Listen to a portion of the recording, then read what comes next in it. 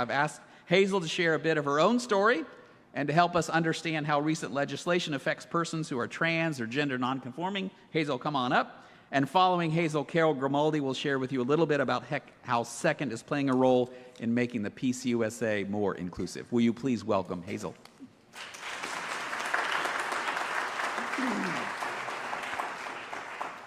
And thank you so much, Jared. Thank you, Carol. And I want to say thank you to Latia, who's watching us. She said she was going to be watching us. I will be checking later. She's the one who brought me to Jared and Carol, and through that to you. And I've been really impressed with what I've seen so far. I've really impressed with the children and the stories with that. I'm really impressed that a trans woman's invited to speak to a church. And I'm really impressed that no one's left since I got up here. So, my name's Hazel Krebs. I use she, her pronouns. I transitioned in 2021. Before that, I identified as gender nonconforming, which I was really glad those definitions were up there so I didn't have to do it. Even before I identified as gender nonconforming, I actually came out as gay. This was when I thought I was male, I thought I liked men, and that was what I came out before. For decades before I came out as gay, I lived a life of depression, anxiety, substance abuse, self-loathing that many queer people have, and part of it was my trauma that I experienced at a church when I was a kid. But thankfully, in 2021, I started to synthesize some of the trans stories that were out there. I started to identify them, and then in March, I endeavored to find a name.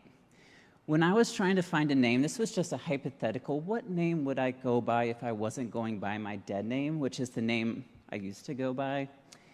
And I was like, okay, so when, for parents out there, when you're looking for a name, you find a list, have some criteria, and that's what I did. I was going through a list, and classic names, Hazel's a classic name, as we know, and I saw Hazel, and I immediately stopped, and my life changed. And I put this moment up there with kids, right? Like my top 3 or 5 moments. I have 2 kids, their birth, and finding my name, because it was that meaningful to me at that very moment. I found my name, and I walked into the bathroom, looked in the mirror, and I said, Hazel. I was super excited, but then immediately scared. Scared because what my life looked like at that moment was not the life that I wanted for me, and all the things ahead of me scared me. But then what also scared me and terrified me even more was having this glimmer of hope and ignoring it. I could not just live my life as I did before. So through 2021, I told my friends, I told my kids, I told my family, I told my work. So by the end of 2021, I was going by Hazel everywhere. And it was really a wonderful experience. And at that moment, as 2021 ended, I had experienced happiness in ways that I had never thought were possible. I had finally found a life that I wanted to live. Before I transitioned, my life oscillated between miserable and kind of miserable. Like the best I could do was kind of miserable.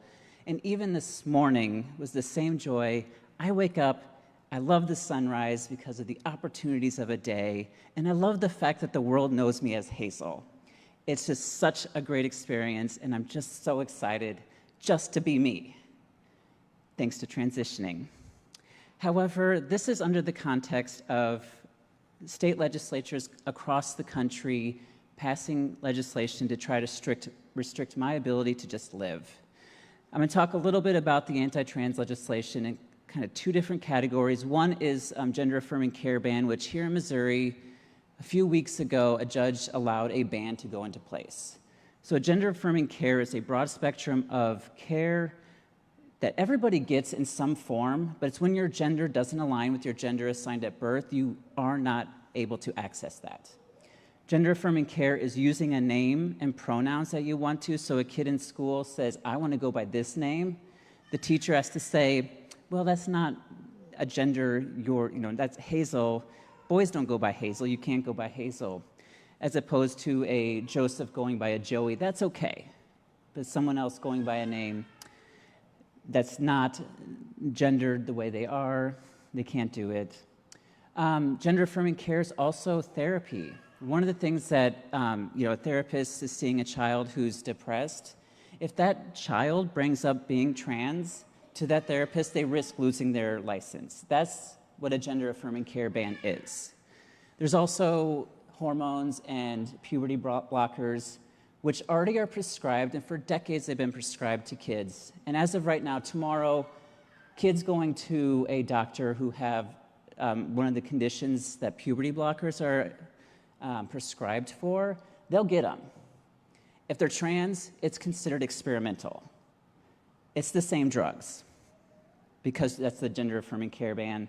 I'll touch briefly on surgery. Surgery is not happening to kids. Surgery is not happening to adults as much as people think. It's serious recovery, costs, all the steps to do this. So when people say surgery is happening to everybody, that's truly, blatantly false. Truly false? It's blatantly false. So that's the gender-affirming care ban. The other side is just limiting our ability to be in public safely.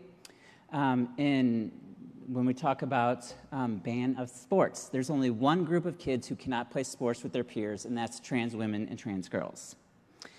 They're isolated because they're trans. There's bathroom bills coming across the country, and these are just designed to say that your gender wasn't what you were when you were born, therefore you can't go into this gender spaces, and it's only transgender people that are being blocked. I live in Kansas. My ID, they're trying to take away the driver's license to reflect how I am.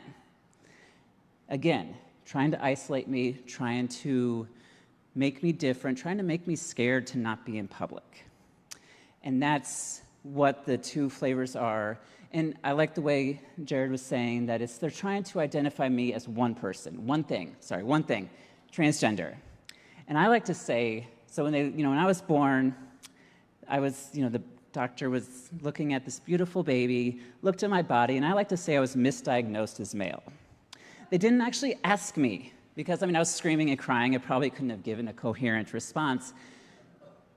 But our gender is who we are, but it's also just a part of who we are, and it's a part of who I am. I am actually living my dream as a writer. Very recently, I'm working on a book, 45,000 words in, hope to have it to publishers by the end of this year.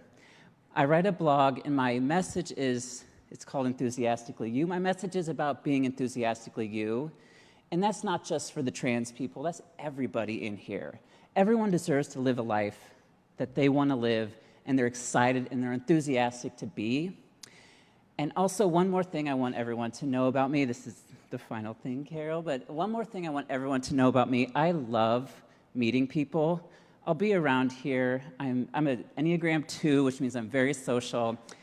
I would love to meet anybody after this, and I really appreciate being here. Thank you so much.